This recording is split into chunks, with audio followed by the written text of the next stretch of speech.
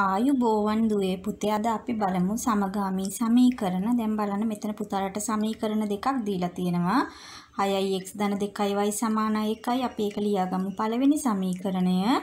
ඊළඟට තියෙනවා 4x ඍණ y සමානයි 3යි. අපි ඒකට දාගමු දෙවෙනි සමීකරණ. දැන් අපි බලන්න මේ සමීකරණ දෙකේ අපිට නොදන්නා පද දෙකක් තියෙනවා. ඒ කියන්නේ x පදයේ අගය දන්නෙත් නෑ, අපි y පදයේ අගය දන්නෙත් නෑ. පද දෙකක් අපි දන්න ඇති අවස්ථාවක පුතේ අපිට සමීකරණ දෙකකින් තමයි මේ පදවල අගයන් හොයා ගන්න පුළුවන්. දැන් මෙතනදී බලන්න අපි දැන් මෙතන පුතාලට තියෙන x වල සංගුණකයේ පළවෙනි එකේ 6යි, දෙවෙනි එකේදී 4යි.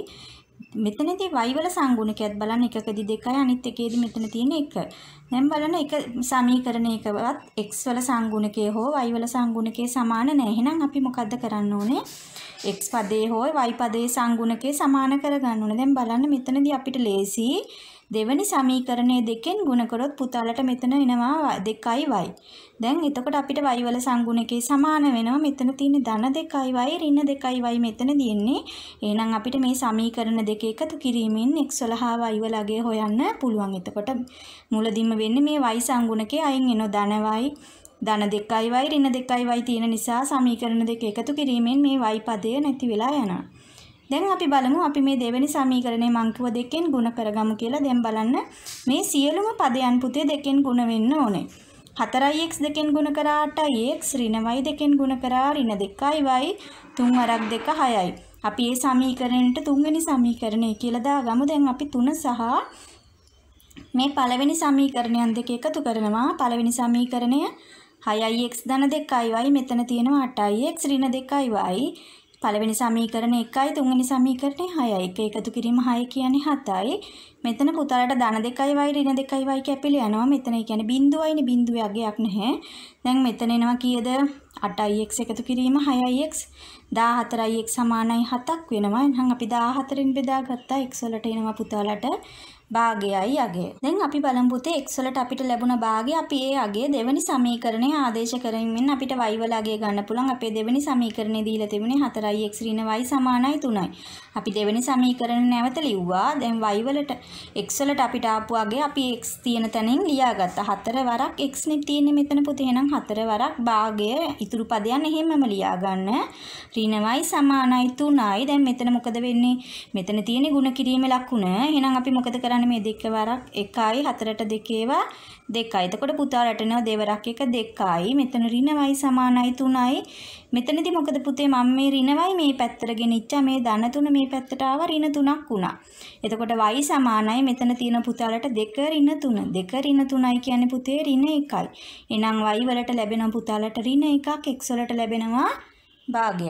අපි දැන් මේ ගණන බලමු පුතේ. a ධන 2යි b සමානයි 3යි පළවෙනි සමීකරණය කියලා ලියා ගන්න. ඊළඟට 2යි a ධන 3යි b සමානයි 4යි දෙවෙනි සමීකරණය. දැන් අපි බලමු මෙතන පළවෙනි සමීකරණයේ තියෙන පුතලට a, දෙවෙනි සමීකරණයේ 2යි a.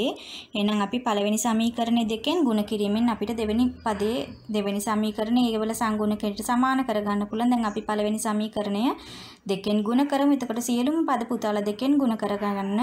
a වැඩි කිරීම 2 2යි a, 2යි b දෙකෙන් ගුණ කරා 4යි b 3 වරක් 2 6යි. ඔන්න අපි තුන්වෙනි සමීකරණය කියලා ලියාගත්තා. දැන් බලන්න මේ සමීකරණ දෙකේ ඒ වල සංගුණක සමානයි. මේ අත් ධන a, මේ අත් ධන 2යි a දෙන්නම. එහෙනම් අපි මොකද කරන්නේ? මේ එකකින් තව එකක් අඩු කරනවා. දැන් බලන්න මෙතන 6 ලොකුයි 4 පොඩි. එහෙනම් අපි තුන්වෙනි සමීකරණයෙන් දෙවෙනි සමීකරණය අඩු කරගමු පුතේ. අඩු කිරීමේදී අපි මේ සමීකරණ තුන්වෙනි සමීකරණයේ පද දෙක ලියාගත්තා. ඍණ ලකුණ දාලා මේ සංඛ්‍යා දෙක අපි වරහණක් ඇතුලේ ලියා ගන්නනේ. මොකද ඍණ පදෙන් ගුණ කරන්න ඕනේ. ඊළඟට 6න් 4ක් අඩු කරන්න 2ක් එනවා. මෙතන දැන් අපි වරහන් ඉවත් කරගමු. 2යි a ධන 4යි b මෙතන එනවා ඍණ 2යි a ඍණයි ධනයි නැවත ඍණ එනවා ඍණ 3යි b සමානයි 2යි. මෙතන පුතාලට බලන්න 2යි a ඍණ 2යි a අයින් වෙලා යනවා. 4යි b වලින් 3යි b ගියාම b වල අගය පුතාලට 2ක් ලැබෙනවා. අපිට ඔන්න b වලට අගයක් ලැබුණා. දැන් අපි මොකද කරන්නේ? b සමානයි 2 අගය මේ අපි සමීකරණ දෙකෙන් එකක ආදේශ කරමු. අපි බලමු අපි පළවෙනි සමීකරණය ආදේශ කරමු. පළවෙනි සමීකරණය නැවත ලියා ගන්න. a ධන 2යි b සමානයි 3යි. a ධන දෙවරක් b කියලා කියන්නේ 2යි. දෙවරක් 2 4ක් එනවා සමානයි 3යි. a ධන 4 සමානයි 3යි. එහෙනම් අපි මේ ධන 4 මේ පැත්තට ගෙනියමු. ඍණ 4ක් වෙනවා. එහෙනම් පුතාලට a වලට එනවා ඍණ 1ක්. නැත්නම් අපිට තවත් ක්‍රමයක් තියෙනවා පුතේ මේ පළවෙනි සමීකරණේ ඒ පදයක් තියෙන නිසා ඒ පදේ අපිට උක්ත කරගන්න පුළුවන්. අපි බලමු ඒ උක්ත කරගෙන ඒ ධන දෙකක් b සමානයි 3යි නේ තියෙන්නේ අපිට. එහෙනම් ඒ පදේ උක්ත කරගත්තාම පුතාලට එනවා මෙතන මොකද වෙන්නේ? a සමානයි 3 ඍණ 2යි b මේ පැත්තට යනවා.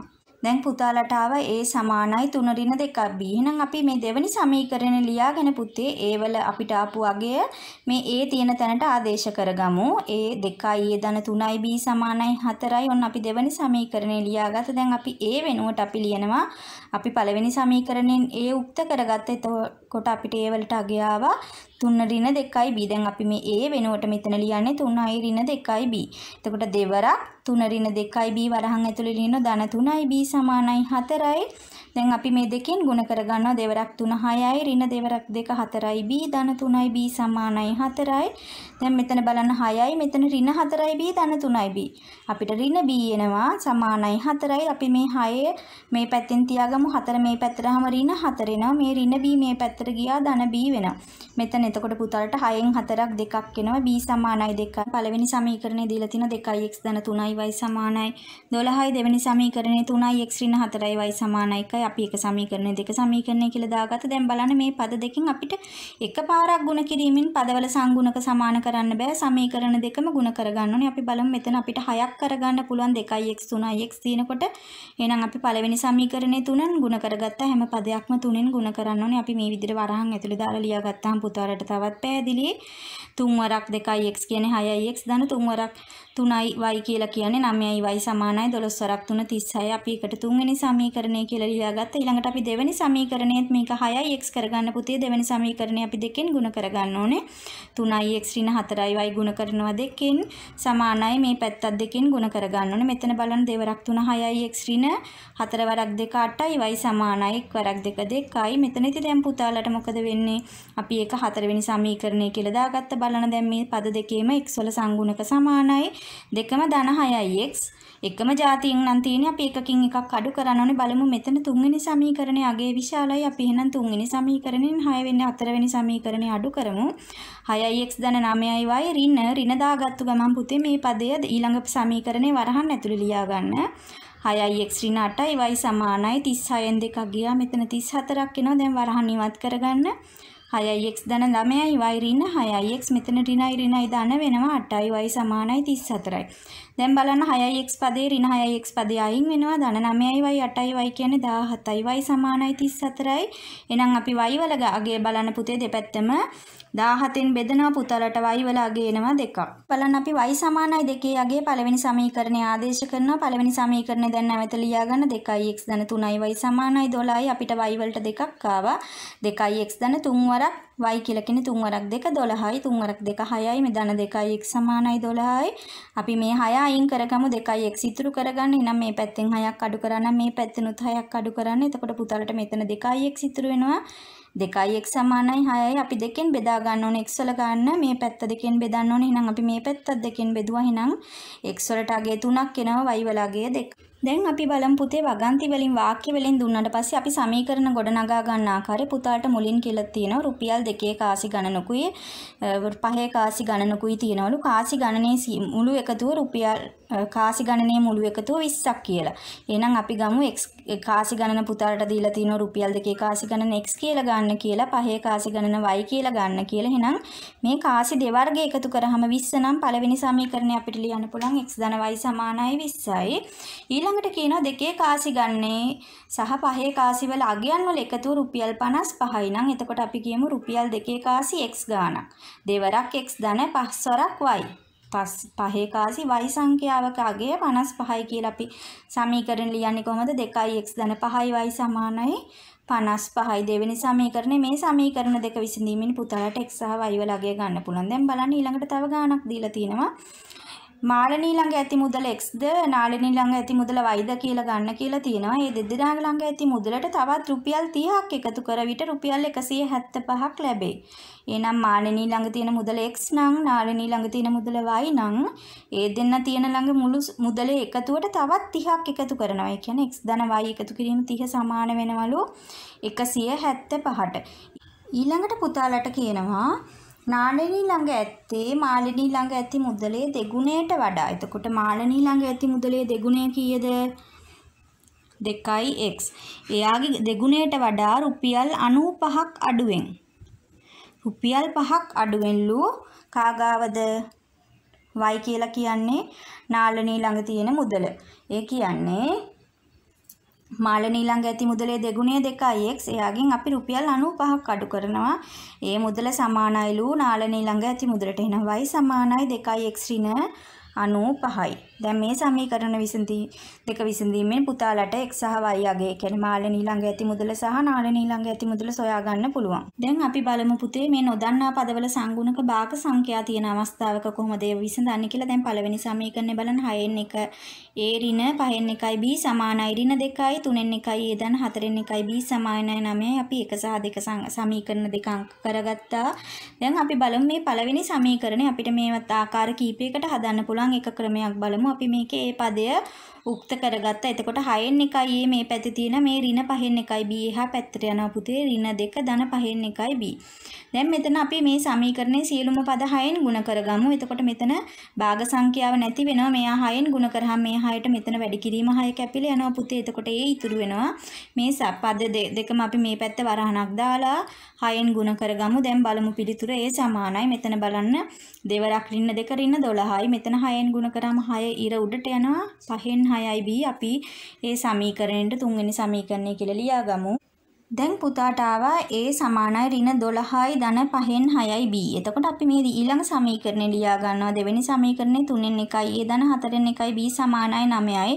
දැන් අපිට a වලට ආපු වගේ මේ a තියෙන තැනට අපි ආදේශ කරනවා 3න් 1යි a කියන්නේ ඍණ 12යි ධන 5න් 6යි b ධන 4න් 1යි b සමානයි 9යි.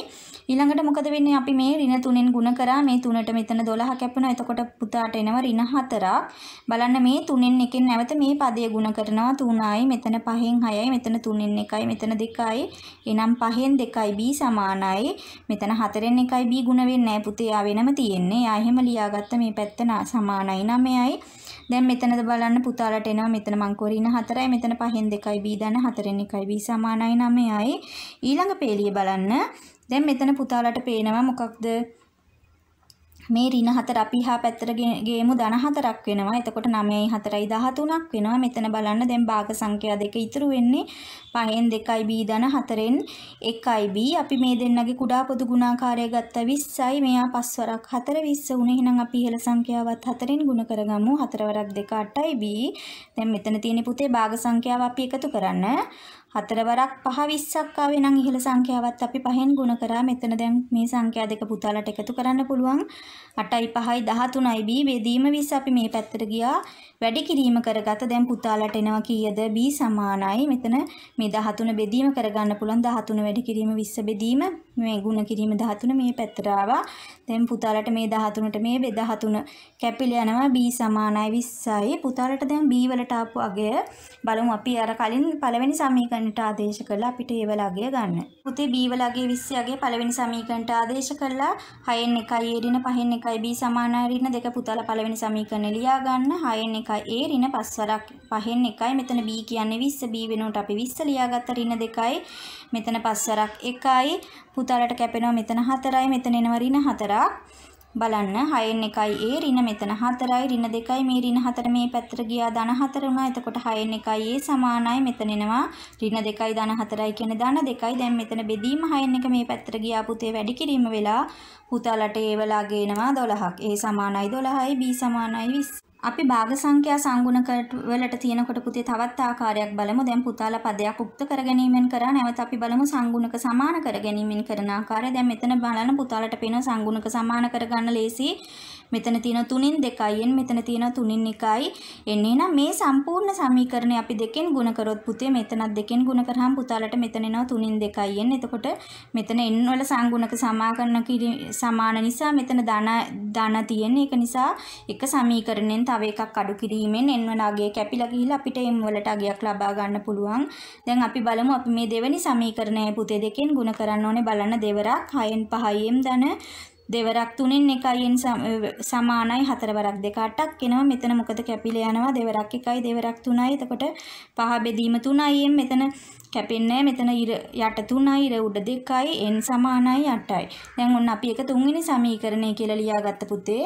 දැන් බලන්න අපිට n වල සංගුණක සමාන වෙලා තියෙනවා. මෙතන තුන්වෙනි සමීකරණය විශාලයි. අපි එහෙනම් තුන්වෙනි සමීකරණයෙන් පළවෙනි සමීකරණය අඩු කරගමු. තුන්වෙනි සමීකරණේ 5 බෙදීම 3යි m ධන 3න් 2යි n වලින් අඩු කරන්න. අඩු කිරීමේදී අපි වරහන් ඇතුලේ දාලා තමයි පුතේ මේ පද ලියාගන්නේ. 2න් 1යි m ධන 3න් 2යි n සමානයි. අන්න අපි තුන්වෙනි එකෙන් පළවෙනි සමීකරණය අඩු කරා 8න් 1යි.